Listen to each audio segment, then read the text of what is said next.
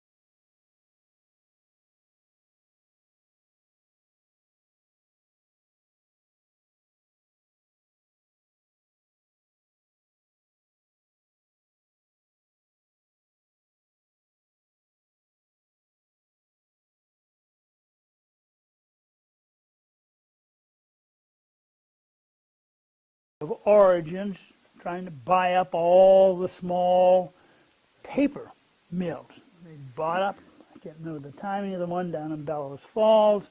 The one here in Wilder was owned by IP. They bought the Daniell Paper Company. And the whole idea was to get a monopoly on newsprint at a time where Americans were sucking up newspapers like goodness knew. You couldn't imagine the immensity of the market. They didn't quite pull that off. But IP became the major logging organizer along the White River. And it had its own separate drive from the Van Dyke or the Connecticut River or Valley Lumbering Company. And it's and when the logs got mixed, it was interesting game. One of the problems they dealt with is there were log thieves, as there always are, for anything that is movable and not guarded. But that was nowhere near as demanding as it was up in Maine, where there might be 8 different companies, all with stamping their logs with different signs. Those piers you see in streams that are still, some of them left up in Berlin and in Bangor, Maine, were there as ways of separating the wood into whoever owned it would as the drives went down. I'm going to switch to the crews. Talk about management here. Before the long log drives, mostly local woodsmen. In the early drives in the 70s, a lot of people were brought down from Maine. That's where the skill came from. There's a group called the Bangor Tigers. And the first drive that was organized by what became the Van Dyke operation had brought 150 rivermen from Maine, and a man named John Ross brought another 150 the next time. When that petered out, I don't know, but that was mentioned in the reading. Increasingly French-Canadian. And I won't say much about that for those of you going to the play. I think all of the participants in the theatrical part of this have French last names. Proximity, you can see from the Canada, all that stuff where the Connecticut Valley Lumber Company is right next to Quebec. So that increasingly many fewer people than there were where I was brought up. I was familiar with the term Newfie, people that came from Newfoundland, or PIs from Prince Edward Island. The term province man is something I never heard in Millinocket. And that means they came from the province of Quebec. That's all. So increasingly French, especially in this area, increasingly specialized. There are chapters in the Pike book. I won't read them all, but you get choppers, teamsters, surveyors, blacksmith, scalers, increasingly specialized. Cooks get a lot of the literature of those who like to imagine these people ate. Changing size of the crew as the drive progressed. When you got through Bellows Falls, probably they'd drop as many as a third of the people. And that was good for business in Bellows Falls. You know, one of the favorite things was you threw all your clothes away and went and bought a whole thing. You got drunk out of your mind. There were prostitutes all over everywhere. So that, to a lesser thing that happened here in White River when you got through these falls up here weren't as dangerous. The biggest falls, most dangerous, were called the 15-mile falls, which started up in Dalton and ended where the Comerford Dam is right now. So, what happened? I just divided from forest to mill into 4 different tasks. First one was cutting trees until almost 1900, almost entirely by axe. That's why filers were so important. As people that's why they'd sit there. They didn't work on Sundays and filing their axes until you developed a raker tooth in saws, which could drag the sawdust out. And then there was a gradual transformation away from axes to saws. And first you had, I can remember buck sawing a lot of wood for our house when we heated our house with wood, crosscut saws, one-man, two-man crosscut saws. Chainsaws didn't really come in until after World War II, and then took over. So cutting the trees was by axe. If you really want to if you're really into this stuff, and apart from reading these two books I've suggested, go to Maine and go to the Lumberman's Museum in Patten, Maine. Anyone except Ellen and I been there? You've been there, Roger, have you? It's just a marvelous recreation of this. They lived in these houses that were about this high, and it was mostly just a great big place with one big blanket. They all slept with the same blanket. They supposedly rolled over at the same time. Later on, they began to have bunks since you got into the 20th century, but you get all that up there. I told you the last time I was in a lumber camp, they offered me dynamite to go kill fish. It would be a lot easier than it was. Elaborate protocol about sleeping and eating. No work on Sunday. You'll see plenty of that in whatever form. I've not seen the play up there. That was in the winter. It was cold. My co-author for the book on the college grants, a guy named Jack Noon, he tried to stay up at the College Grant, which is at the headwaters of the Dead Diamond River, and it was one of the big lumber camp when Dartmouth turned over lumbering of all of the College Grant to the Brown Company. He couldn't get the cabin above 38 degrees warm. He was going to stay there all winter. I think even Jack, who's amazing appetite for suffering, as task 2 was getting the wood to the streams. And, they'd start, somebody would start with a small sawmill, and the trees would be around there, but they kept getting further and further away. And as you got further and further away, you had ways to get them to the water.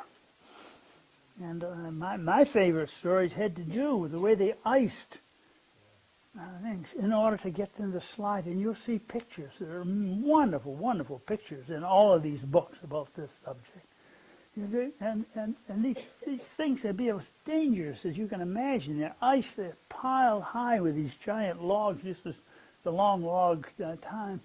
And if they start skidding, and they'd be by teamsters, were the highest paid people in the logging crew, and their ability to control the movement, basically. And that's why these woods around here are all filled with tote roads. Some of them are corduroyed if it's a swampy area. A lot of them are just, I mentioned those before. So, then in the beginning, after the automobile got invented, they were mechanized, that process. And if you want to see a book of detail, it is this one, the one that's called Endless Tracks in the Woods, that has every machine produced by Caterpillar, Alvis, Chalmers. Lombard was one of the best ones about the various machines they use for getting it to the shores of water. The drive itself, first it took a different kind of skill and equipment. The term either peavy or cant dog is very important. It's a thicker pole, sharp end with a loose hook on it that you can roll logs, different equipment on it. Tributaries to the Connecticut often had nowhere near enough water to get this stuff down. So they'd build a series of dams on, some of them called squirt dams. Basically, the job was to either raise the level of water and then release it once to create a temporary head and get as much of that free-flowing to get down to the Connecticut. Net result, since the water drops fast, a lot of those logs get hung up on the side. And that's where my job as picking the rear was in Dobie flowage, was hauling that stuff back into the river. In the Connecticut itself, where there's bigger water, there were massive challenges. The Connecticut was not an easy place to drive. Old Van Dyke always claimed it was the most difficult river in North America because there's no lakes. Up in Maine, you go for 8 miles. You get down in Chesuncook, you got 15 miles before you have to deal with the west branch of the Penobscot again. There were plenty of falls. I've already mentioned the two most dramatic. 15-mile falls, which went from Dalton down to East Barnet. And then Bellows Falls was the other one. White River was the second level, or Olcott Falls here. That had, as you know, a canal by it. Another challenge was the eddies, either below dams or below falls. You get these long logs hooked up there, they go around, you can't get them out of there, going out of there. And then sandbars. There are a lot of risks for the people who are rivermen. The log jams were the biggest ones. And every time humans built something to get across the river, that just made life difficult for the rivermen. Every time we built a bridge, there was another place where you could get hung up on it very, very seriously. That's where the dynamite came in. You know, people could be very skilled. You could look at it, read with a key log, as they'd call it. Or if you couldn't, you just blow them up. The risk came not only from that, but they came from showing off. These young men. Oh, young men are young men. Those of us who got into their ages, we tend to forget that. We want them to be different than they are. Burling. This is a competition of being able to twist a log. A burling contest you know about. Taking a huge risk to be the person who releases a jam. I'm guessing at the number of deaths, knowing statistics on it, but I bet it was in double digits normally for a drive. You know, one drive there were 13 died, and Van Dyke blamed it on carelessness. That's risky operation, countless injuries, but the wages were good.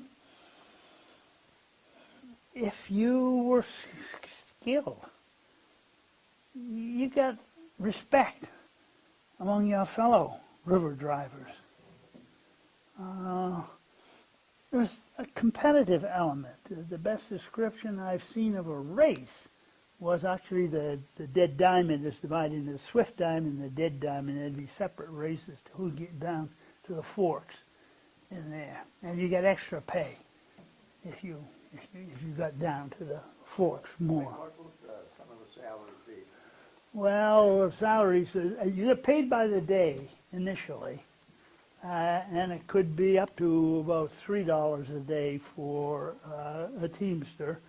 But always got to compensate these for inflation, and so don't think of it as these terms. You multiply it from that in the middle of the 19th century at least by 75 dollars. So it's $100 a day. And you know, that's purely guess, but and in some cases, and then the dollars don't tell you much because remember until the 1870s, there's no monetary unit that is stable. There are a bunch of state banks that put out money, and the bank might go bankrupt. And so bills were from a bank, not from the national government, and they get discounted. You know, this bank of White River, it says $1, but it's only worth 50 cents. So dollar figures are very good. In general, given competitive wages, it was enough reward, so people like to do it. So they had no really difficulty getting people to do it. I'm going to switch to river communities and the log drives. Connecticut River was special as spectator sport. If you go up to, say, the Penobscot in Maine, you go to Millinocket, you go down 100 miles before you get to People in Bangor. Here, there's no one up there with that big circle with the CVL in it. Up in, you don't even know the names of towns. Ferdinand, Lewis, Averill. They don't have any people now. But the minute you got down to Haverhill, there were people everywhere. And this was good spectator sport. So they'd line up, they'd take bets on when the drive was going to appear. And when they get hung up above the falls for 3 days, they'd have parties and they'd bring flowers to the head. And there was a social protocol that came with doing it. And it was good for business, you see. And the source of supplies for the drives, too. If you were a merchant, you know, like the people that really made money out in California in the gold rush, were the merchants. That was dependable. Let's see, clothing. In there, they're all going to get stinky clothes. They're going to have parties burning them when they get through, after they dry out. I mean, both people in them and the clothes themselves. So it's entertainment for sure, folks. There's also a bit of angst by ministers.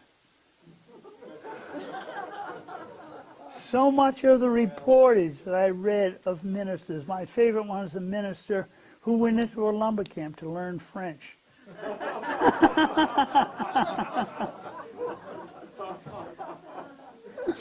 And he recognized certain words that no one would translate for him. Till he forced them to do it, and then he left. By gar. So that there was a long concern about the moral consequences, and then finally in the picking the rear, so many of the logs, especially in the long logs, got hung up. Maybe about 20% of them there. There's a whole chapter on this in Gove's book, which concentrates on the long log drives. They had rafts, flat rafts, with horses on them. Some of them with 8 horses being rafted down there because these logs were so heavy, humans couldn't drag them back into the... And there'd be booms, booms where you tie logs together and make kind of a wood rope, basically for holding things in. And sometimes the rear would catch up with the drive. And sometimes it would be 5 days difference. You see, and even after 1915, picking the rear was absolutely essential for the economic success of these drives. About 5 minutes on destinations. Main comment here, huge change when the destination changed from a sawmill to a paper mill. Anyone, almost, an individual, could start a sawmill. It took lots of money to build a paper mill. So that was external management. The management of the Great Northern in Millinocket lived in Boston. Okay. Secondly, the paper mills required so much more employment, you really could build a community around it. And that's, that was the real boost of Bellows Falls, or the village of Bellows Falls, in the town of Rockingham. Change the pattern of wood. You need stuff that can be ground to make groundwood pulp, which was still 80 to 90% of newsprint, which is this place was. And you can't grind hemlock because it splinters too much. And you can't grind pine because it's too sticky. So it's mostly spruce and fir. Bark dirties papers I mentioned before. Paper mills stink. Well, I'm very fond of that smell. I'm the only person I know who would go to Berlin to put my windows down rather than up. And I miss it now that the mill has collapsed. But some of that is Howland, Maine. You couldn't paint a house because they put the paper mill on the west side of town. Prevailing west winds would mean it just peel all the paint off. So a different type of community. I won't go into the technique of, but sulfite and sulfate and soda were the three processes you added to bake out the non-cellulose parts of wood to mix with groundwood pulp. And that's why I was shoveling sulfur back in the late 40s in Millinocket.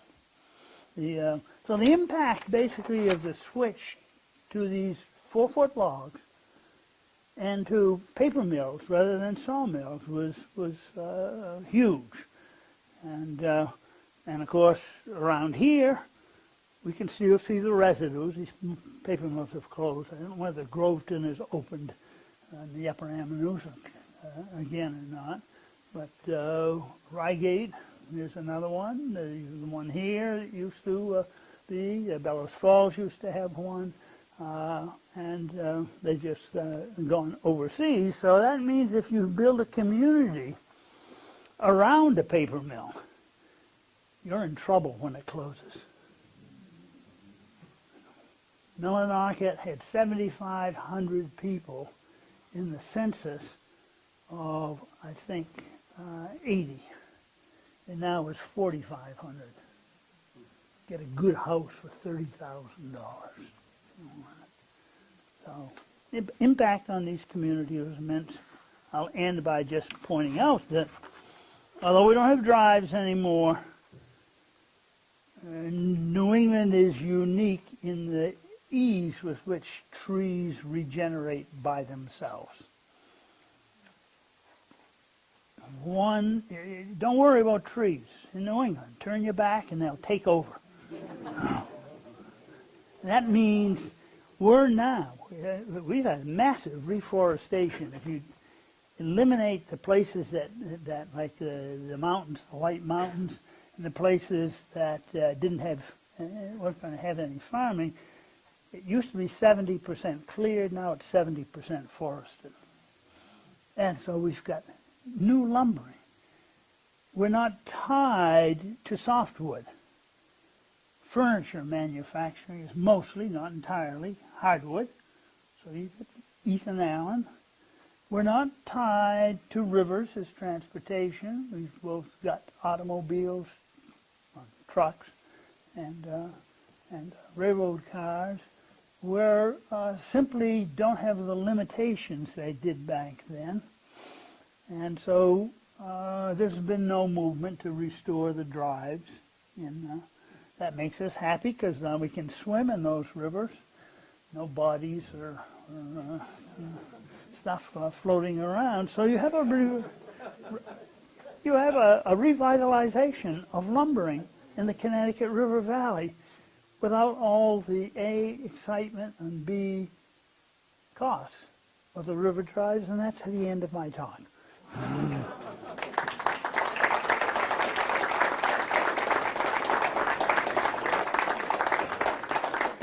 Chance for a few more questions if anybody's got any or observations. Yes.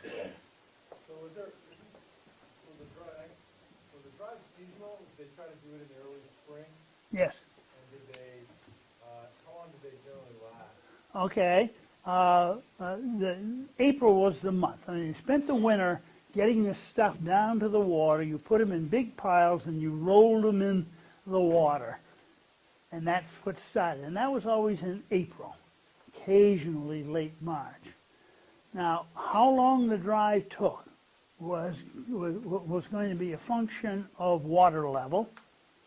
Now, some springs you don't have any water. I don't catch any fish. But usually you do. But low water made it take longer. Equally important is what your destination was. If you're just going down to Lancaster from somewhere up there in Lewis or Ferdinand, that's a short drive. Often the marketing, I didn't have time to go into the marketing, the big place was Mount Tom near Northampton and Holyoke. You'd get down there with a drive, and you didn't like the price. So you'd keep on going down to Middleton, Connecticut. It reminded me of ships going in the colonial period. I'm a colonial historian by trade. Down to the West Indies with a load of lumber. And you get into Trinidad and somebody got there before. You're not going to try to sell into that market. I mean, you're as much as a ship captain. You're not only driving the ship. You're a businessman who's got to be care of price. So that happened in this case. So there'd be places you might even decide you're not going to have your stuff cut up down in Mount Tom. It's better to drive. So that's going to take longer. The whole Connecticut from Fourth Lake to Long Island Sound, I've seen estimates of anywhere between 350 and 400 miles. And I've concentrated this just on the section here rather than going into Massachusetts and Connecticut. Yes? What kind of a diet did they have, and where did they get their groceries? Their diet would not please you. Lots and lots of beans everywhere. Dig a big hole for beans, bean hole, meal. You can see one of those places up in the camp up in Patton, Maine. Lots of bread, the kind of things they eat for breakfast in Maine. Pies were important. Cookies, had a lot of cookies. That's what the kids all remember. Getting giant cookies from the cook because they're putting on a show for the people in Bellows Falls or whatever it is. No veggies, no fruit, nothing, no possibility of reading the table of contents on it to see what. And they survived. Yes. Was there any impact on the indigenous population? Should have mentioned more of that, particularly initially when they came down from Maine. There was a especially skilled in handling boats. The bateau was the standard, and they would there were in that group of 150 from Maine. 15 were from Old Town, Maine, were Penobscot Indians. There's some presence. I remember my father once during World War II was in charge of some lumber camps up in Maine. And he said his best worker was an Indian. When he put him in charge, everyone else walked off. So that they had that same racial handicap that they had. In reading around here, actually, Martha may know more about this because she's concentrating in the Historical Society on Native presence around here. But in my reading, apart from that special role that those who came from Maine, there was an equal tradition in terms of skill on water from the French Canadians. So that may have been more in Maine, the Indian presence. Yes? I was going to ask you, did women play any kind of role relative to this industry? Yes, but not much. There are some cases in which women were cooks. I've got a diary, and Eleanor has read from up in Patton, Maine, of a woman who served that role in lumber camps to the east of Katahdin. Women were, as they were in military armies, were camp followers. Probably the percentage of lumbermen who were married in what then was much more frequently a stable relationship than we have today, this would be part of their living. I know in Millinocket, a lot of the wages of the French who worked in the woods for the Great Northern Paper Company had 80% of their salaries sent to the priest back in Canada, and 20% to waste on booze and whatever else you did. And so it became a way in which families were sustained for this labor that came in the woods. Yes? I understand they used to have to dredge the mouth of the Penobscot because of all the bark that collected there. Did other rivers have that?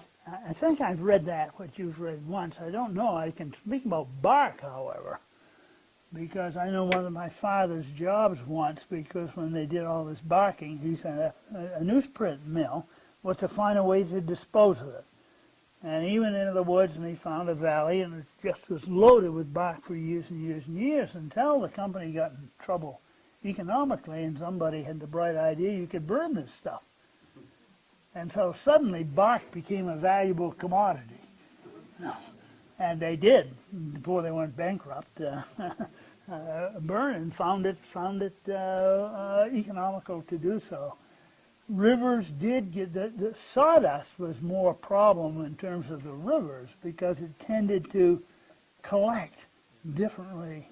But that's for the mouth of the Penobscot. I can't answer your question specifically.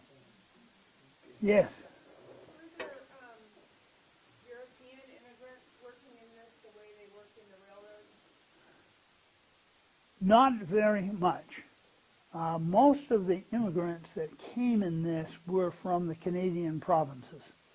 So I say the names for province men, PIs. I think probably, I'm just trying to imagine, I'm sure there were some, but the skills that were required, it came from when you're very young. You know, it's you just don't learn to do the stuff you had to do. Plus, it would not have been except for French, the collection of people of a language group.